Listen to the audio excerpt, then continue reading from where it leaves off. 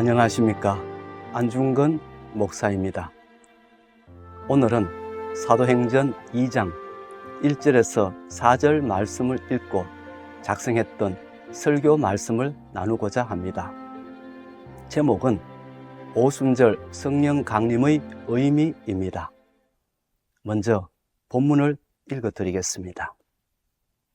오순절 날이 이미 이름에 그들이 다 같이 한 곳에 모였더니 홀연히 하늘로부터 급하고 강한 바람 같은 소리가 있어 그들이 앉은 온 집에 가득하며 마치 불의 혀처럼 갈라지는 것들이 그들에게 보여 각 사람 위에 하나씩 임하여 있더니 그들이 다 성령의 충만함을 받고 성령이 말하게 하심을 따라 다른 언어들로 말하기를 시작하니라. 2023년 5월 28일 성령 강림 주일 예배 시간이었습니다. 서울 강남에 있는 대형 교회 목사님 한 분이 설교 시간에 이런 말씀을 하셨습니다. 우리가 오늘 성령 강림 주일을 맞이하고 있습니다. 성령 강림 주일을 맞이할 때마다 한 가지 문제 앞에 서곤 합니다. 성령을 받으라고 애타게 말씀하시는 주님의 말씀.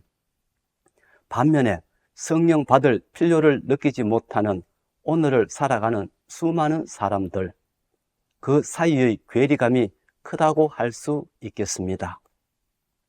오늘 여러분은 어떤 마음으로 오셨습니까? 성령을 꼭 받아야겠다는 애타는 마음, 간절한 마음으로 오셨습니까? 어떤 분들은 성령 받으면 지금의 모습이 급격한 변화를 겪을 것 같아서 두려운 마음에 성령 받기를 꺼리시는 분들도 꽤 있습니다. 어떤 분들은 지금 잘 살고 있으니 이대로 부족한 것이 없으니 성령 받을 필요가 없다고 말씀하실지도 모르겠습니다. 저는 이 말씀을 듣는 순간 제 귀를 의심했습니다. 예수님을 구주로 믿고 구원받은 하나님의 백성이 모인 자리에서, 그것도 하나님께 예배하는 시간에 오늘 여러분은 어떤 마음으로 오셨습니까? 성령을 꼭 받아야겠다는 애타는 마음, 간절한 마음으로 오셨습니까? 이렇게 물었다는 것이 저에게는 큰 충격이었습니다. 왜냐하면 예수 믿고 구원받은 것 자체가 성령의 역사이기 때문입니다. 그리고 구원받고 하나님의 백성이 된 사람 속에는 본인이 인정하든 인정하지 않든 이미 성령이 내주하고 있기 때문입니다. 그런데 그 목사님은 이미 성령을 받은 성도들에게 성령 받기를 꺼리시는 분들이 있다거나 성령 받을 필요가 없다고 말씀하시는 분이 있을지도 모르겠다고 말씀하셨습니다. 설교를 하신 그 목사님은 신학교 교수까지 하신 분인데 성령에 대해 사실과 다른 말씀을 너무 많이 하시고 엉뚱한 말씀을 하셔서 설교 시간 내내 가슴이 답답했습니다. 여러분, 교회가 지금까지 성령 강림 주의를 지키는 이유가 무엇인지 아세요? 누가복음 마지막 장에 보면 부활하신 예수님이 승천하시기 전에 제자들에게 이렇게 말씀하셨습니다. 볼지어다 내가 내 아버지께서 약속하신 것을 너희에게 보내리니 너희는 위로부터 능력으로 입혀질 때까지 이 성에 머물라 하시니라.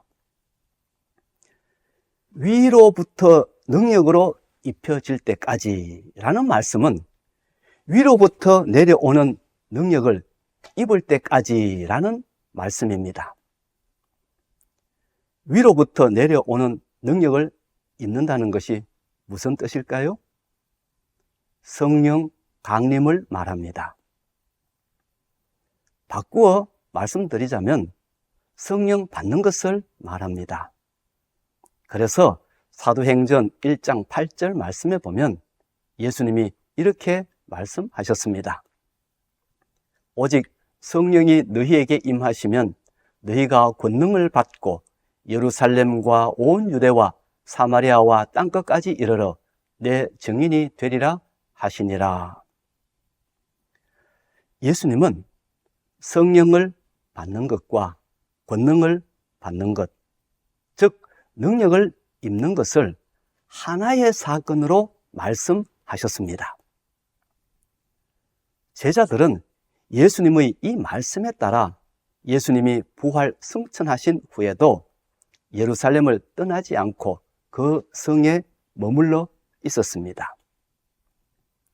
그리고 예수님이 십자가에 달려 돌아가신 후, 즉 유월절 이후 50일째 되는 날에 예수님의 약속대로 성령이 임했습니다. 교회는 이것을 가리켜 오순절 성령 강림이라고 했습니다. 그런데 지금 이 시대의 많은 교회는 성경에 기록된 오순절 성령 강림의 의미를 잘 모르고 있는 것 같습니다. 그래서 오해하는 경우가 많은 것 같습니다. 예를 들면 어떤 교파에서는 성령 강림을 이렇게 가르칩니다. 주의 일을 감당하려면 능력을 받아야 하고, 능력을 받으려면 성령을 받아야 하고, 성령을 받으려면 자신의 죄를 청산하고 성령 받기를 기도해야 한다고 말합니다. 그래서 그 교파 성도님들은 서로 성령을 받으려고 뜨겁게 기도하는 경우가 많습니다.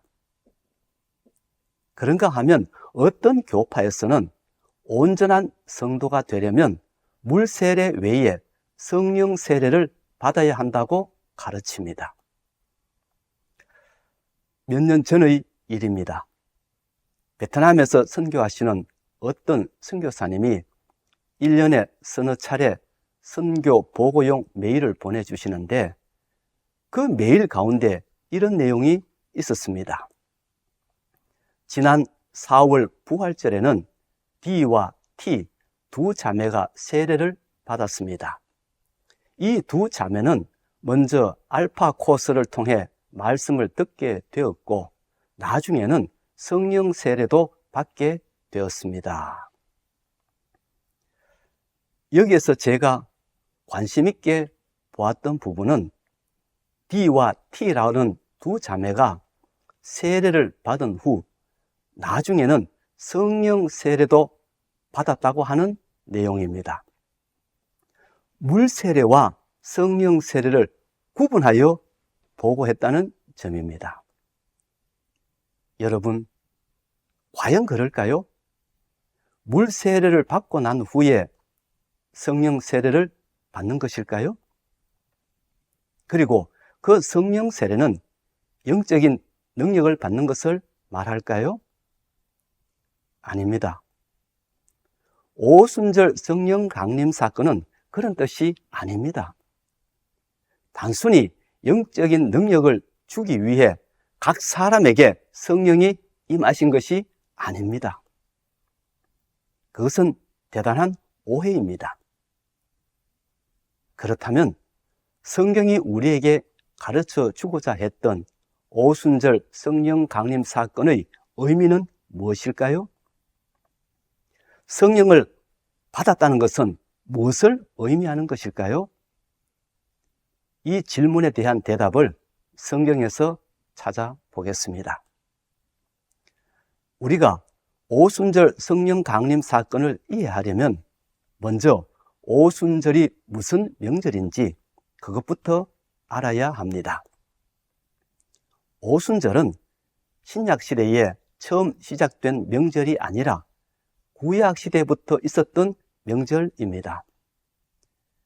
구약 성경에 보면 이스라엘 백성이 지켰던 3대 명절이 나옵니다. 유월절, 맥추절, 초막절이 바로 그것입니다. 이 가운데 맥추절을 오순절이라고도 합니다. 왜냐하면 맥추절은 그해 처음 익은 보리를 수확하여 그 단을 하나님께 드리는 감사절인데, 그 날이 유월절 지난 후 50일째 되는 날이었기 때문입니다. 그리고 이 오순절은 보리 추수 외에도 이스라엘 민족의 탄생과 깊은 관계가 있습니다. 왜 그런지 아세요? 여러분, 이스라엘 백성이 언제부터 하나님의 백성이 되었을까요? 아브라함 때부터였을까요? 야곱 때부터였을까요? 아닙니다. 출애굽 후 시내산에서 하나님과 계약을 맺고 난 후부터였습니다. 그러면 이스라엘 백성이 언제 출애굽을 하였습니까? 구약 성경에 의하면 이스라엘 백성의 출애굽은 정월 15일이었습니다. 그러니까 유월절 그 다음 날 출애굽을 하였던 것이지요. 이스라엘 백성이 유월절 다음 날 출애굽을 하여서 시내산 자락에 도착한 것은 3월 초 하룻날이었습니다.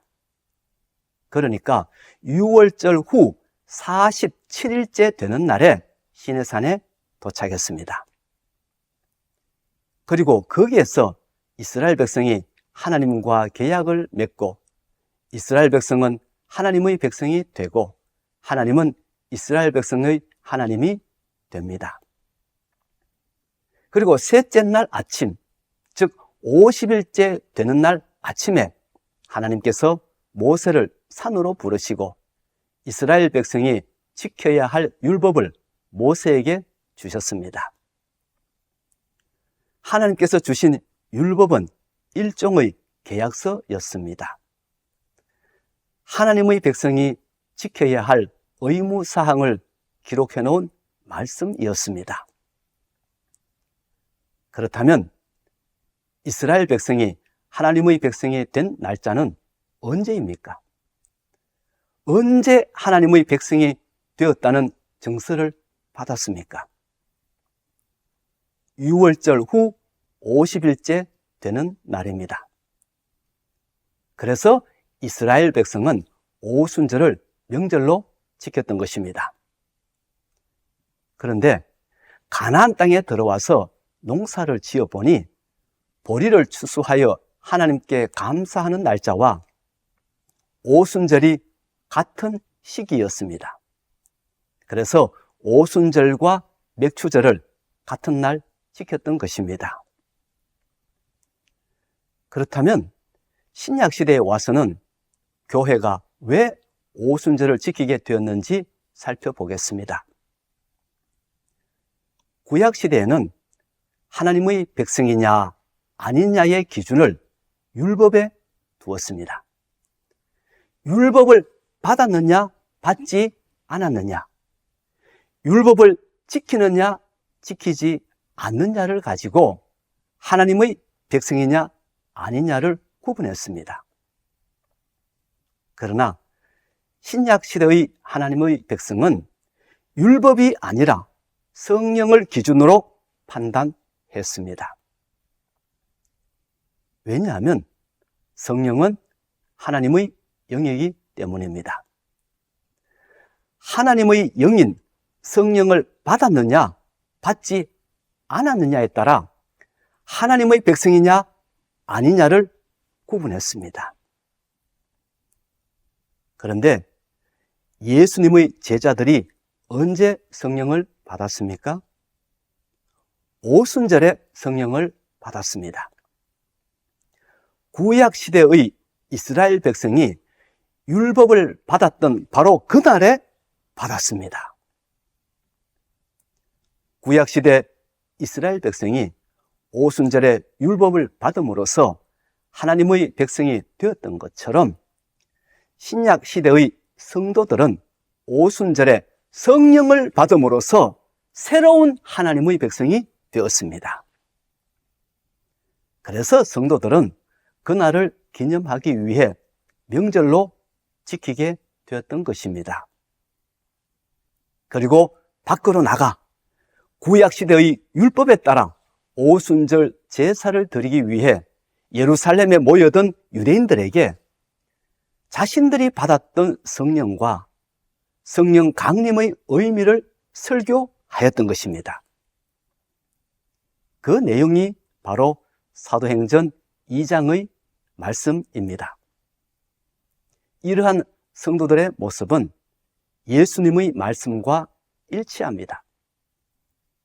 성령이 임하시면 권능을 받고 예루살렘과 유대와 사마리아와 땅끝까지 이르러 내 증인이 될 것이라고 말씀하셨던 예수님의 말씀과 일치합니다. 그때까지만 해도 과격한 유대인들은 예수님을 따르는 제자들을 모조리 없애려고 혈안이 되어 있었습니다. 그래서 제자들은 유대인들의 눈을 피해 숨어 있는 상황이었습니다. 그런데 오순절에 성령이 임하자 두려움에 떨던 제자들이 담대하게 나가서 각국 방언으로 예수님을 전하는 사람들이 됩니다. 예수님으로 인해 구원받았고 하나님의 백성이 되었음을 전하는 증인이 됩니다. 놀라운 일이 일어났습니다. 예수님의 말씀대로 되었습니다. 여러분, 예수님이 이 땅에 오셔서 선포한 복음은 하나님의 나라였습니다. 그런데 그 하나님의 나라는 구약 성경에서 말하는 하나님의 나라와는 전혀 다른 나라였습니다. 구약 성경에서 말하는 하나님의 나라는 율법 준수를 통해 들어가는 나라입니다. 그러나 예수님이 말씀하신 하나님의 나라는 예수님이 하나님의 아들이신 것과 그 예수님이 우리를 위해 죽으시고 3일 만에 부활하셨다는 것을 믿음으로써 들어가는 나라입니다. 그리고 예수님은 그렇게 자기의 죄를 회개하고 예수님을 구주로 믿는 사람들에게 성령을 보내주심으로써 그 사람이 새로운 하나님 나라의 백성이 되었음을 증명하셨습니다. 사도행전 2장 38절 말씀을 보면 그것을 분명히 알 수 있습니다. 너희가 회개하여 각각 예수 그리스도의 이름으로 세례를 받고 죄사함을 얻으라. 그리하면 성령의 선물을 받으리니. 성령의 선물을 받으리니, 이 말씀은 성령을 선물로 받을 것이라는 말씀입니다. 그래서 사도 바울도 고린도 후서 1장 22절에서 고린도 교회 성도들에게 이렇게 말씀했습니다. 그가 또한 우리에게 인치시고 보증으로 우리 마음에 성령을 주셨느니라. 하나님께서 예수 믿는 사람들에게 하나님의 백성이 되었음을 증명하는 도장을 찍으시고 그 보증으로 성령을 보내주셨다는 말씀입니다. 그러므로 오순절에 제자들이 성령을 받았다는 것은 그들이 새로운 하나님의 백성이 되었다는 사실을 보여준 증거라 할 수 있습니다. 그래서 성령 강림절이 중요한 것입니다. 사랑하는 성도 여러분, 하나님께서는 오늘 이 말씀을 통해서 우리에게 두 가지 메시지를 주십니다. 첫째는 예수님이 약속하신 하나님의 나라는 이미 이 땅에서 시작되었고 그 나라의 백성도 창조되기 시작했는데 그 증거가 바로 성령 강림이라는 점을 우리에게 가르쳐 주십니다. 우리가 예수 믿는 순간 우리는 하나님의 백성이 되고 그 증거로 성령님이 우리 안에 들어와 계시기 때문에 세상 사람들은 우리가 하나님의 백성인지 아닌지 알지 못해도 귀신들은 우리를 보는 순간 알게 됩니다. 예를 들어 볼까요? 사도 바울 일행이 빌립보에 가서 복음을 전할 때 귀신 들린 여종 하나가 바울을 따라오며 뭐라고 말했습니까? 이 사람들은 지극히 높은 하나님의 종으로서 구원의 길을 너희에게 전하는 자라. 그렇게 말하지 않았습니까? 귀신이 사도 바울 일행의 신분과 역할을 알 수 있었던 것은 귀신이 그들의 여권이나 비자를 보고 알았던 것이 아니라 그들 속에 있는 성령을 보고 알았던 것입니다. 그래서 사도 바울은 로마서 8장 16절에서 이렇게 말씀하셨습니다. 성령이 친히 우리의 영과 더불어 우리가 하나님의 자녀인 것을 증언하시나니. 성도 여러분, 누가 뭐래도 우리는 하나님의 백성입니다. 세상 사람들은 몰라도 귀신들은 다 알고 있습니다. 그러므로 당당하게 살아야 합니다. 둘째는 하나님의 백성 된 우리는 이제 예수님을 전하고 하나님 나라의 복음을 전하는 사람이 되어야 함을 가르쳐 주십니다. 사도행전 2장 4절 말씀입니다. 그들이 다 성령의 충만함을 받고 성령이 말하게 하심을 따라 다른 언어들로 말하기를 시작하니라. 다른 언어들로 말하기를 시작했다는 것은 세계에 흩어져 있는 수많은 디아스포라 유대인들이 알아들을 수 있도록 그들의 언어로 말하기를 시작했다는 뜻입니다. 왜냐하면 전 세계에 흩어져 있던 유대인들이 오순절 예배를 드리기 위해 예루살렘으로 모여들었기 때문입니다. 그들에게 예수님을 전하고 죄사함의 길을 전하고 하나님 나라의 백성이 될 수 있는 길을 전하려면 그들이 알아들을 수 있는 언어로 말해야 하기 때문에 그들의 언어로 말하기 시작했던 것입니다. 사랑하는 성도 여러분, 사도행전이 오순절 성령 강림 사건을 기록했던 이유는 사람들로 하여금 신비주의나 열광주의에 빠지도록 하기 위함이 아닙니다. 단순히 능력을 받아 사역을 감당하도록 하기 위함도 아닙니다. 물론 성령 충만을 받으면 그런 일도 가능합니다. 그러나 그것은 사도행전의 의도가 아닙니다. 사도행전의 저자가 성령 강림 사건을 기록했던 이유는 예수님을 구주로 믿는 사람은 누구든지 새로운 하나님 나라의 백성이 된다는 점을 보여주기 위함이었고, 나아가 두려움을 떨치고 예수님을 전하는 능력 있는 사람이 된다는 점을 보여주기 위함이었습니다. 그러므로 예수님을 구주로 믿고 하나님의 백성이 된 우리는 어떤 경우에도 흔들리지 말고 구원의 확신 가운데 살아야 하고 그 구원을 전하는 사람이 되어야 합니다. 오늘은 여기까지 하겠습니다. 제가 잠깐 기도하고 마치겠습니다. 하나님 아버지, 우리가 예수님을 구주로 믿고 거듭난 백성이라고 하면서 우리 속에 들어와 있는 성령님의 역사를 알지 못하고 혹 내 결단과 내 의지로 신앙생활하고 있다고 착각하는 것은 아닌지 모르겠습니다. 우리의 믿음을 붙들어 주시고 우리의 신분을 확인시켜 주시는 분은 성령님이십니다.